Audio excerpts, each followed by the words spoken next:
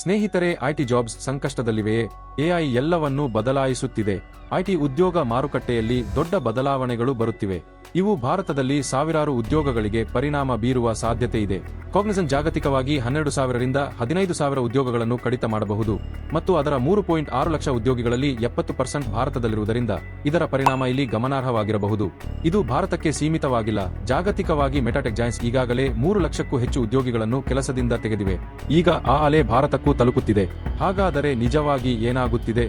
ಟೀಮ್ಲೀಸ್ ಡಿಜಿಟಲ್ನ CEO ನೀತಿ ಶರ್ಮಾ ಅವರ ಪ್ರಕಾರ ಹೈರಿಂಗ್ ನಿಲ್ಲುತ್ತಿಲ್ಲ, ಆದರೆ ನೀವು ನಿರೀಕ್ಷಿಸುವ ರೀತಿಯಲ್ಲಿ ಅಲ್ಲ. ಆದರೆ ಇದು ಭಾರಿ ಮಟ್ಟದಲ್ಲಿ ಬದಲಾಗುತ್ತಿದೆ. ಇಲ್ಲಿ ದೊಡ್ಡ ಬದಲಾವಣೆ. ಕಂಪನಿಗಳು ಈಗ ಎಐ ಫಸ್ಟ್ ಸ್ಕಿಲ್ಸ್ಗೆ ಆದ್ಯತೆ ಕೊಡುತ್ತಿವೆ. ಹೆಚ್ಚು ಫ್ರೆಷರ್ಸ್ ಮತ್ತು ಜೂನಿಯರ್ ಟ್ಯಾಲೆಂಟ್ ನೇಮಕ ಮಾಡಲಾಗುತ್ತಿದೆ ಮತ್ತು ಮಿಡ್ ಲೆವೆಲ್ ಮ್ಯಾನೇಜ್ಮೆಂಟ್ ಪಾತ್ರಗಳಲ್ಲಿ ಕಡಿತ ನಡೆಯುತ್ತಿದೆ.